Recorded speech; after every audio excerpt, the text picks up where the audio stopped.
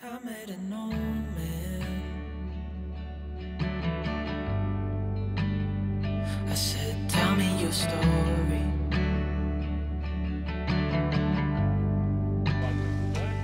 He took out a notepad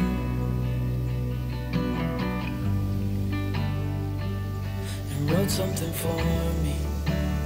Ja tędy jechałam i pod górę szłam.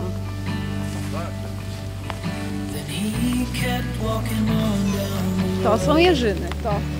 A, and albo I dzikie watched maliny. it disappear like smoke. And I thought I'd just seen a ghost. Then I looked down at what he wrote. It said, son, when you grow up you'll be fine. I know you've got questions on your mind.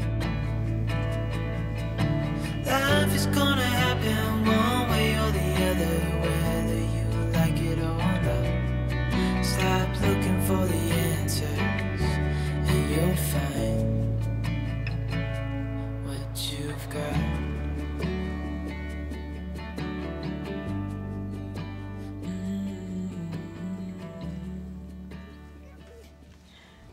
Dzień dobry, dzień dobry. Witam. Mama za chwilę. Dzień dobry, witam Was serdecznie w kolejną niedzielę na naszym kanale Zagroda Kozy i Spółka. Dzisiaj akurat jest taki dzień, że jesteśmy sami. Nikt nie hałasuje poza jakimiś dygresjami w tle naszego Aleksa. No i w dzisiejszym odcinku, przez to, że tak technicznie my sami dużo tutaj wyjątkowo w tym tygodniu działać nie będziemy, zaraz dowiecie się dlaczego.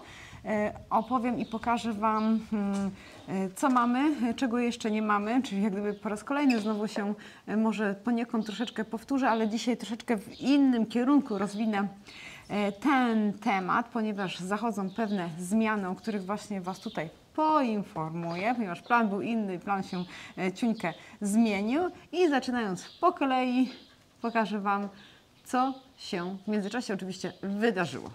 Byli w międzyczasie nasi panowie od stropu. Mi się akurat nie udało ich uchwycić, ich pracy, ale mogę Wam pokazać efekt ich pracy, czyli jak ten strop już w tej chwili wygląda, patrząc na niego z dołu. Może potem uda mi się wejść na górę, żeby Wam pokazać, jak on z góry również wygląda, bo już tam wejść można kroka dać, tak, do tej naszej przedłużowej łazienki, więc zobaczcie sami, jak to tutaj już wygląda, jak zostało, można powiedzieć, odeskowane, zadeskowane, jest sufit, można powiedzieć, jest drewniany, ładny, wyprowadzony kabelek na oświetlenie główne tego ganku naszego. Właśnie tutaj przed chwilą przedyskutowaliśmy z Pierrem, jaką lampę tutaj zainstalujemy. Ja już kiedyś ją Wam pokazywałam, jak rozpakowywałam kartonowe nasze zakupy sprzed co najmniej 3 lat wstecz, więc mogę zrobić Wam odesłanie do tego filmu, bo jedna z tych 2 lamp znajdzie się właśnie na tym naszym ganku. W środku jest dosyć spory, można powiedzieć, taki przeciąg, ponieważ my ten przeciąg sami sobie poniekąd również i stworzyliśmy, bo mamy uruchomiony wentylator, który wentyluje, czyli wtłacza chłodne powietrze do tej naszej pralni i od razu efekt jest widoczny. Ściany w pralni są już bardziej suche, one nie są jeszcze suche, ale już się przesuszają i to samo się dzieje z posadzką. Dostaje takiego ruchu powietrza to pomieszczenie i dzięki temu po prostu teraz nam szybciej ono doschnie. Odwróćmy się tutaj i tak przejdźmy sobie bokiem, bo pokażę Wam rzecz, również której nie widzieliście. Piotr zaczął tynkować to pomieszczenie, które nazywa się kotłownią, no i zostało wykafelkowane. Gdzie ja wcześniej mówiłam, że się zastanawiamy nad tymi kaflami, czy je tutaj położyć, czy ich tutaj nie położyć. No i zdecydowaliśmy się, żeby jednak je tutaj ułożyć, żeby tutaj było to pomieszczenie, tak jak tutaj mówicie i sugerujecie i macie jak najbardziej rację, żeby to było czyste pomieszczenie, w sensie takim łatwym do utrzymania czystości, a nic innego się lepiej nie nadaje, jak po prostu jakaś płytka terakota. To nie są duże płytki, my wybraliśmy naprawdę, uwierzcie mi, najtańszą opcję, jaka tylko istniała w sklepie, w którym dokonujemy zakupów kafelkowych, można powiedzieć. I one zostały tutaj przyklejone, wyfugowane, one są umyte, ale wiadomo, to jest do mycia. Są miejsca, gdzie brakuje jeszcze fugi, bo po prostu Piotr do ostatniego dnia, tutaj do ostatniej godziny ćwiczył nad tym wszystkim i no nie wyćwiczył tego do końca, zostawił sobie to zaś na później. No i podłoga w kaflach, kafle, taki widzicie, dla mnie to jest taki w świetle kamery czekoladowy kolor, w świetle takim tutaj, co ja patrzę tutaj poza kamerą, to jest taki grafitowo,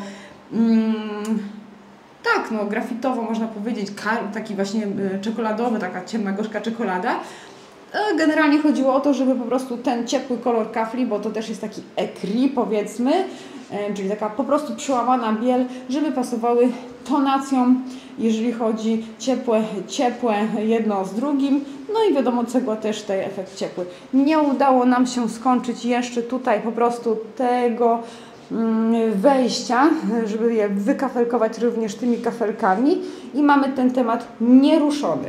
To jest nieruszone, tak jak tutaj pokazałam, to wejście jest nieruszone i ta cała ściana, gdzie jest ta skrzynka elektryczna, można powiedzieć, gdzie wychodzi ta instalacja podłogowa, one są nieruszone i one są specjalnie celowo, można powiedzieć, nieruszone, ponieważ teraz na dniach, w przyszłym tygodniu czeka nas instalacja pieca, który tutaj wyląduje w tym oto miejscu. Piec, bufory, ale to ja się muszę dopiero przygotować do tego tematu. Dzisiaj jeszcze o tym mówić niestety nie będę. I dopiero jak to wszystko zostanie zrobione, to dopiero na samiusieńki koniec będzie wykonana zabudowa, taki stelaż, karton, gips i chyba obudujemy tutaj taki drewniany front tej ścianki tutaj sobie stworzymy, obudujemy tą skrzynkę, po prostu cała ta ściana zostanie obudowana takim stelażem, karton, gipsu z chyba deskowaniem po prostu tutaj zrobimy. Piotr, jak już widzieliście w ostatnim odcinku, wymurował do końca można powiedzieć, sam sufit, bo już sufit jest, całą tą ścianę z cegły, wyfugował ją. Ja dzisiaj po prostu zajmę się myciem tych po prostu rzeczy, gdzie tutaj po prostu pochlapało mu się co nieco na tych oknach, więc ja dzisiaj po prostu tą zaprawę tynkarską, czy tą klejową zaprawę muszę po prostu pościągać, przemyć to wszystko, umyć to jeszcze raz. No i my dzisiaj robimy takie, można powiedzieć, porządki w tych pomieszczeniach, czyli po prostu wszystkie klamoty, które znajdują się na tym piecu weg.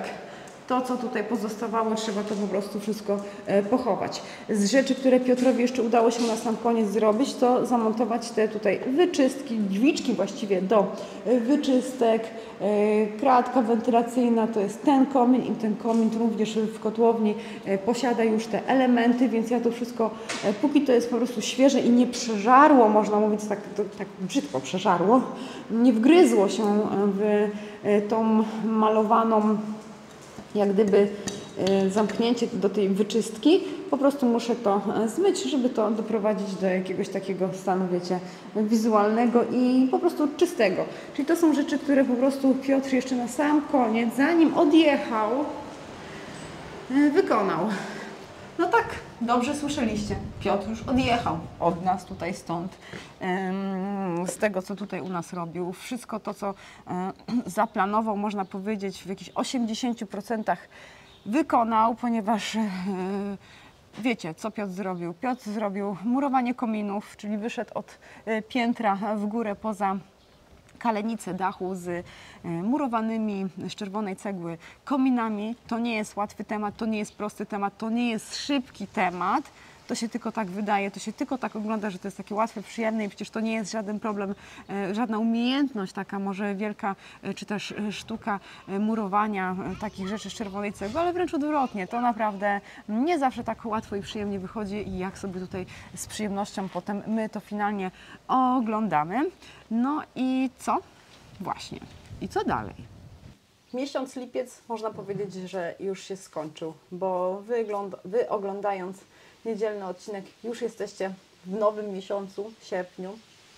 My dzisiaj mamy 30 lipca i Piotr skończył wszystko to, co miał do skończenia właśnie w piątek, a właściwie jeszcze w sobotę ubiegłą przyjechał, żeby fugować tą kotłownię.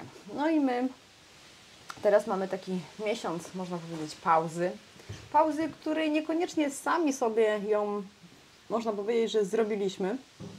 Po prostu tak naturalnie ta pauza, można powiedzieć, czyli ta przerwa miesięczna się wydarzyła, ponieważ Piotr musiał odejść na inną pracę.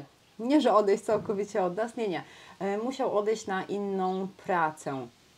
Nie wiedzieliśmy, kiedy skończy, jak ta jego nowa praca będzie wyglądała i w międzyczasie, że tak powiem, rozglądaliśmy się za osobą, która by nam wyłożyła płytkami podłogę, wyłożyła łazienkę.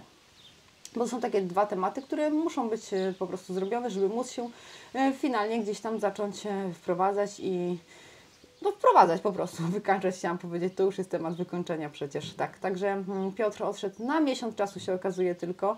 Mieliśmy tutaj rozmowę z Piotrem, pośmialiśmy się, uśmialiśmy się, ale zaplanowaliśmy sobie dalszy jak gdyby tryb i proces, można powiedzieć, działania, tak, bo Piotr za miesiąc, czyli 1 września wchodzi z powrotem do nas i jednak on będzie nam wykańczał całość, czyli to, co on wszystko nam zrobi, to nam zrobi tak do końca, żebyśmy my po nim mogli się wprowadzać. Mogliśmy wybrać sobie innego glazurnika, który by nam położył podłogi, który by nam położył kafle w łazience, osadził tak zwany ten biały montaż i te wszystkie rzeczy, co tam wymieniałam w ubiegłym odcinku, czyli między innymi też również i wykaflować z tych ciętych cegieł tą kuchnię.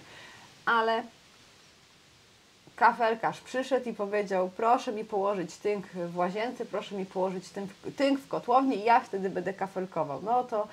No co, wzięłam telefon i wykonałam kilka tych telefonów, żeby znaleźć jakiegoś tynkarza takiego na CITO, czyli tak powiedzmy z dnia na dzień, czyli z tygodnia na tydzień. No ale mamy lato, mamy czas urlopów i ci wszyscy tynkarze, którzy gdzieś tam w zasięgu naszego tutaj pola działania, naszego miejsca zamieszkania, można powiedzieć, działają w tym fachu, no nie mieli terminów i dawali nam termin na 3 tydzień sierpnia, 4 tydzień sierpnia, więc stwierdziliśmy, że to jest bez sensu, bo Piotr przyjdzie 1 września i jak już wejdzie, to powiedział, że on w 6 tygodni zamknie cały ten zakres prac, który my, że tak powiem, uzgodniliśmy sobie z nim.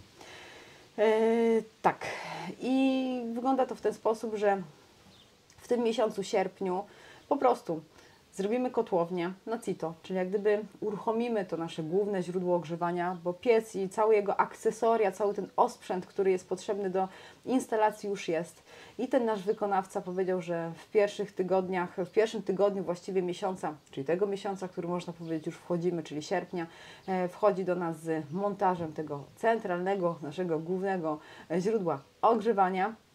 Do zamknięcia jest, wiecie, to wyjście, ta skrzynka od tej podłogówki, jakieś tam czujniki i tak dalej, ale to sobie pogadamy, potem pokażę Wam, jak to będzie wyglądało w trakcie, jak to będzie wykonywane. No i my w tym czasie 1 miesiąca, tam jakąś korektę musi nam też Andrzej wykonać, jeżeli chodzi o instalację elektryczną w kuchni, bo kuchnia jest, projekt jest. Może Wam pokażę, jak to będzie wyglądało. Zobaczę, nie mam dzisiaj tych dokumentów przy sobie, ale pomyślę, żeby zdradzić Wam nutkę tajemnicy, albo chociaż tak na sucho może powiedzieć, gdzie co mniej więcej, jak będzie to wyglądało, zobaczymy. I co? I Andrzej z Pierem będą się brać za budowę drewutni, ponieważ wiecie, żeby zamieszkać, taka drewutnia jest bardzo ważnym elementem, można powiedzieć, żebyśmy po prostu mając ją zbudowaną od A do Z, tak, żebyśmy wiedząc, jaką mamy powierzchnię tych metrów sześciennych do zagospodarowania, wiedzieli, ile mamy tego drewna, ile nam będzie schodziło tego drewna, ponieważ będziemy tam lokować również i świeże drewno, które mamy już przywiezione w tym sezonie. Właśnie jeszcze pokażę Wam, bo Mieciu nam dowiózł full przyczepę, brzozy i sosny. I mamy przesezonowane już w naszej drewutni. Jak to wszystko umieścimy w tej drewutni, no to będziemy wiedzieli, co mamy, ile mamy, czyli mówiąc po prostu krótko, na czym stoimy, jeżeli chodzi o tematy jak gdyby zapasów drewna na palenie drewnem, bo jak możecie się już domyśleć, nasz piec będzie na drewno. Taką opcję wybraliśmy. Może pierw będzie chciał rozwinąć ten temat. Dlaczego? Ponieważ są powody ku temu, dlaczego poszliśmy w tym kierunku, a nie iść na takie, wiecie, bardzo nowoczesne systemy ogrzewania, czyli jakieś pompy ciepła, czy nie tylko, tak, bo można też i olejowe ogrzewanie zainstalować, czy gazowe. Każdy jakie chce sobie instaluje i każdy kieruje się, pamiętajcie, swoimi jakimiś tam wyborami i swoimi decyzjami, tak, bo wszystko jest obsługowe, coś może być mniej obsługowe, ale wszystko jest obsługowe i to wszystko na pewno rzutuje na to, kto jaki tryb życia i pracy prowadzi, bo ja rozumiem osoby, które pracują i na przykład o 6, 7 rano zbierają się już z domu, żeby wyjść z tego domu i one potrzebują piecy, ogrzewania typu bezobsługowego, że jak one wstaną, to nie mają czasu na to, żeby iść i palić w piecu, żeby ta woda i to ciepło gdzieś tam rozkręcić w mieszkaniu, w domu, bo po prostu na to fizycznie nie mają czasu, bo muszą się szykować do pracy i zaraz wychodzić z domu. Ale jeżeli my mamy inny tryb pracy, my w innych godzinach pracujemy, w innych godzinach funkcjonujemy, my na to po prostu możemy sobie pozwolić. Dlatego to jest między innymi takie uwarunkowanie nasze, specyficzne, indywidualne, dlaczego wybór padł na taki. Ale temat ten po prostu porozmawiam z Pierrem, żeby on Wam konkretnie rozwinął, dlaczego wybór taki, a nie inny. Tak jest, tak. Więc przechodzimy płynnie do kolejnego tematu, a tym kolejnym tematem jest montaż drzwi wejściowych do naszego domu. Oczywiście tak, w międzyczasie rozwiązanie zagadki, połowa zorientowała się, nie ma rusztowania, rusztowanie zostało zdemontowane, ponieważ chłopak, który nam tutaj budował, potrzebował je wypożyczyć komuś innemu, komuś, kto remontuje sobie stodołę i on sobie tutaj przyjechał w sobotę i zwinął całe to rusztowanie i my teraz po tym rusztowaniu musimy posprzątać, ponieważ wokoło domu porozrzucane, właściwie porozstawiane pod to rusztowanie były takie klocki poziomujące. Najpierw teraz tutaj je ładuję do drewutni, bo to idealny materiał jest na opał. A ja zmierzam w kierunku budynku bramnego, bo w budynku bramnym jest stanowisko. Tidin, tidin. Mamy tu stanowisko, gdzie nasi cieślowie, cieśla, czyli ci drwale, o których mówiłam, przygotowują do montażu te. Pamiętacie, już znacie te drzwi, jest kilka osób, które nie mogą się doczekać efektu końcowego, jak one będą wyglądały po ich zamontowaniu. Ja również należę do tych osób. I co oni zrobili? Kupili uszczelki, zamontowali uszczelki. Pouzupełniali takie tutaj te szczeliny w tych właśnie takich ozdobnych miejscach. Podokupowali jakieś, jak to się nazywa, modrzewiowe listewki, żeby obrobić po prostu ładnie tutaj te niektóre miejsca, żeby po prostu taką korektę ich zrobić. Będą jeszcze szpachlowali ubytki, ponieważ tutaj są zadrapania od psich pazurów. Kupili, a tutaj nie widać tego, i zamontowali ten, jak gdyby, ja nie wiem jak to się nazywa, ten wewnętrzny mechanizm do zamku, można powiedzieć, jest już zamontowany i oni zaszpachlują i w momencie, kiedy zaszpachlują, będą je olejować. Klamki, które były zamontowane w tych drzwiach, były dwie różne. To była taka klamka w tej zewnętrznej części drzwi i od środka taka kategoria PRL i my musimy tutaj po prostu dokupić komplet klamki, żeby po prostu i od środka i od zewnątrz to były te ładne klamki. Szyldy są mosiężne, one będą tutaj zamocowane. Zamek patentowy również mamy.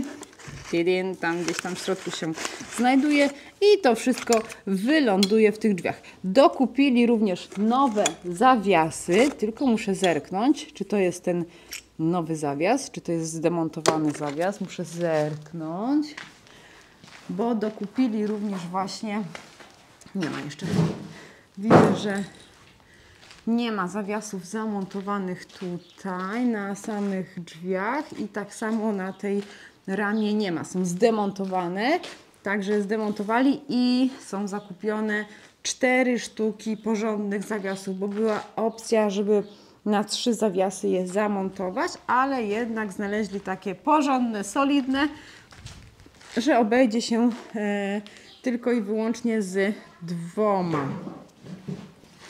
Drzwi jak będą montowane właściwie, to będą montowane na tak zwany również i ciepły montaż, czyli te taśmy paroszczelne, paroprzepuszczalne również zostały kupione i również zostaną w ten sposób te drzwi zamontowane. O.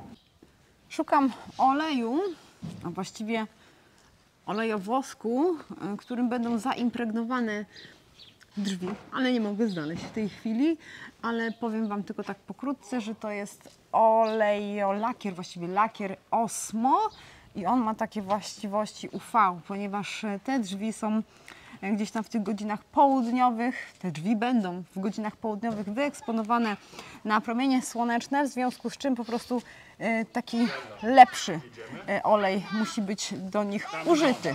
Tu Pier ze swoim pomocnikiem właśnie oporządza. O, te wszystkie widzicie, o takie rzeczy, które gdzieś tam po tym rusztowaniu zalegają. No i to jak się też ogarnie, to też będzie ładnie i przyjemnie. A ja się biorę za mycie okien. No już ładnie, ja już tam pomyłam w środku. Pomyłam wszystkie parapety, te okna najbardziej zafajdane. No okna, wiesz, okna są tylko umyte z grubsza, one są do mycia, nie? Wiesz, takiego gruntownego, porządnego. Nie. On do spania jest w ogóle. No właśnie, muszę mu dać halib.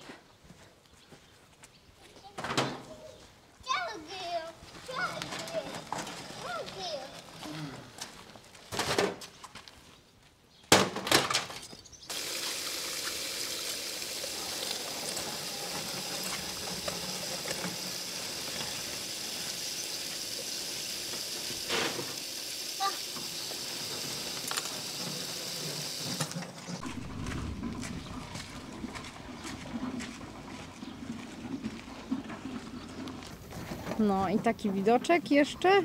Miecio nam tutaj zrzucił kolejną partię drewna. Tak jak mówiłam, sosna z brzozą pomieszane. Więc to jeszcze tylko mamy do ogarnięcia.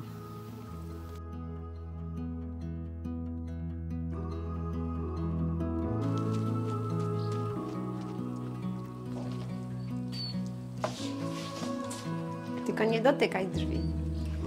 Nie dotykaj drzwi, bo tutaj jest hajda pomalowane, tak? Nie wolno dotykać.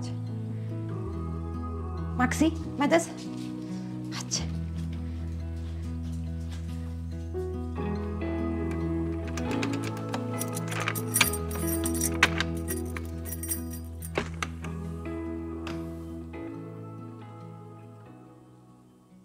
No to idąc tutaj, oczywiście one już są otwarte, bo Aleksia jak zwykle tutaj przede mną pierwszy.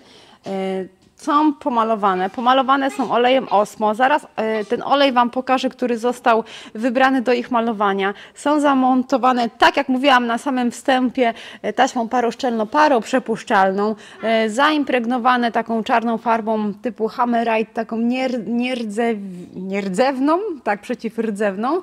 I no, z zewnątrz jak gdyby już widzieliście, no ale zobaczcie, jak to wygląda w środku. O, Aleks tutaj mi pomaga, zamknął, no i jak widzicie, pada przez nie naprawdę sporo światła. Teraz warto by było się pokusić, żeby również i te drzwi, które są jak gdyby tutaj oddzielające ten wiatrołap, czyli ten ganek, czyli tutaj drzwi wejściowe, takie już te drugie wewnętrzne, żeby też były przeszklone. Może coś wymyślimy, a jak nie, to może z czasem wymienimy. O, tak one tutaj wyglądają w środku. Tak to wygląda w środku. Bardzo ładne ujęcie. Ci sami panowie tutaj właśnie ten strop nam osadzali z tego drewna i jak gdyby tutaj te drzwi, pięknie słońce wpada do środka, przez to, że one zostały polakierowane, wyciągnięty został z nich taki ich naturalny, zwróćcie uwagę, ciemny kolor. To są w ogóle drzwi modrzewiowe, na szyldy nie patrzymy, bo niestety, ale szyldy są do wymiany. Ten szyld jest na razie tylko taki zamocowany z tych drzwi wewnętrznych, ponieważ grał tutaj z otworem klamka klucz. Aleks, nie otwieraj. Klamka jest oryginalna, ale niestety brakuje do niej szyldów. Ja już wszystkie wymiary mam złapane, także wiem, co trzeba kupić.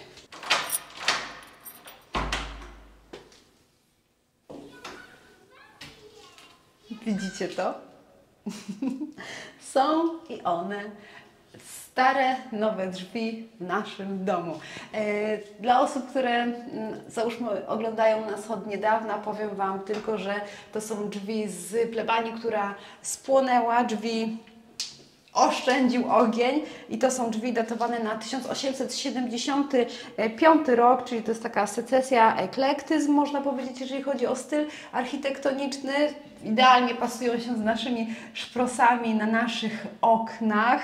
Są wylakierowane tylko. Pokażę Wam zaraz ten lakier, tak jak tutaj już wspomniałam. My dużo mebli mamy właśnie wykończonych w ten sposób, właśnie takimi zdobieniami, które będą znajdowały się w naszym domu. No i zobaczcie, no wyglądają, uważam, no pięknie. Ja nie mogłam się doczekać, słuchajcie, na te drzwi i myślę, że wielu z Was również, bo jest kilka panów, którzy tutaj pisali do mnie, że nie mogą się doczekać efektu zamontowania tych drzwi, czyli jak one finalnie będą wyglądały po montażu i również elewacji z czerwonej cegły.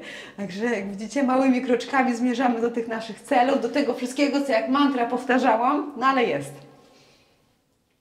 Mamy to.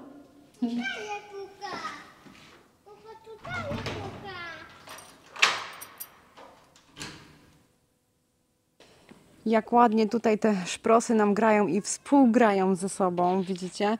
Jakoś tak to wszystko się, można powiedzieć, fajnie wkomponowało, fajnie wyszło. Ja pamiętam w ostatniej chwili, jak zamawialiśmy okna, zdecydowałam się na grubsze szprosy, te poziome, te naklejane pionowe to były wybrane docelowo w tym wymiarze, a jak gdyby tutaj zdecydowaliśmy się z Pierrem w ostatnim momencie, żeby po prostu szersze zamówić te właśnie poziome i no idealnie pasują do tych naszych drzwi. Brakuje oświetlenia, ale kabel jest jak gdyby na oświetlenie. Tutaj będzie też lampa wisiała. No i jak gdyby ten szczyt, widzicie, taki biały jest i tak pasuje, nie pasuje do tego wszystkiego, ale jak cała elewacja zostanie pokryta czerwoną cegłą, fundament, który tutaj widzicie, jak zaskrzyczały.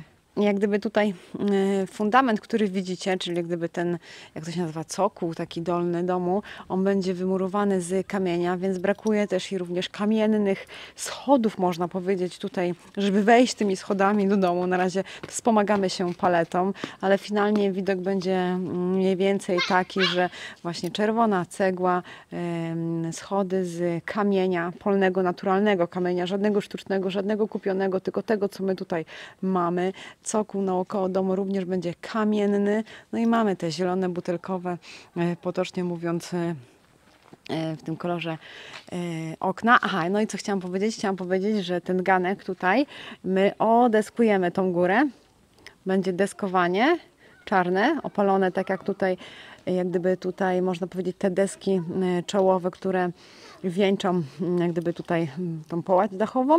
I być może tutaj taka koronka będzie wycięta, wiecie, o czym mówię mniej więcej, teraz nie wiem dokładnie, jak ona będzie wyglądała finalnie, ale coś tego typu, że to deskowanie będzie deska w deskę, zakładki będą, no i tutaj jakaś taka koronka będzie wycięta, co będzie wieńczyło całość tego ganku, no i jakaś taka fajna, na pewno lampa raczej w kolorze czerni, no zobaczymy.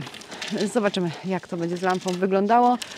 Szyldy do wymiany, klamka do wymiany, ponieważ to są elementy, które są wybrakowane jak gdyby w tych drzwiach, bo drzwi są stare, używane, mają dokładnie one ze 150 lat na tą chwilę, więc tak oto się prezentują stare, nowe drzwi.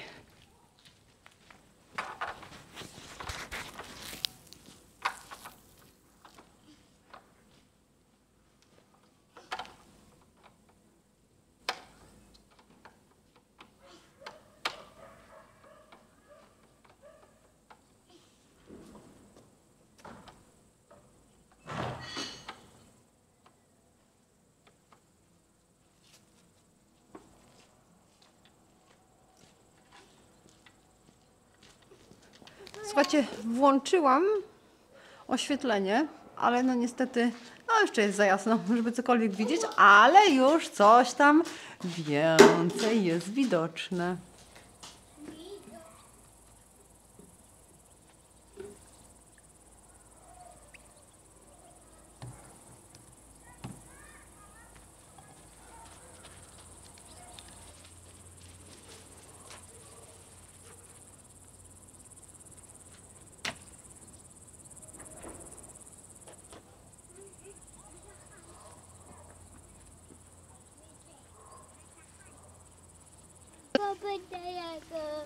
Ten Pęczetowi. Mama, idziemy? No, jedziemy. Aleks jedzie. Aha.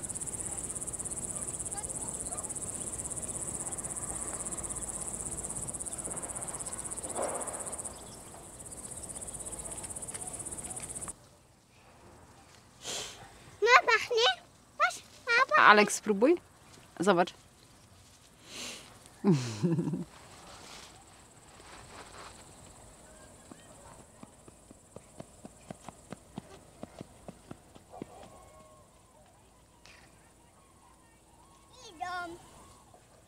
Idą. Maxi! Maxi!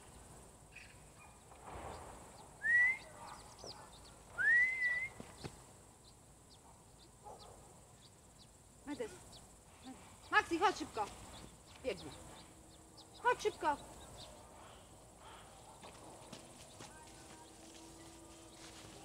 O, tak. Chodź. Chodź szybko. Idę. Chodźcie, chodź, pójdziemy do Sierra, to one też przyjdą. Chodź.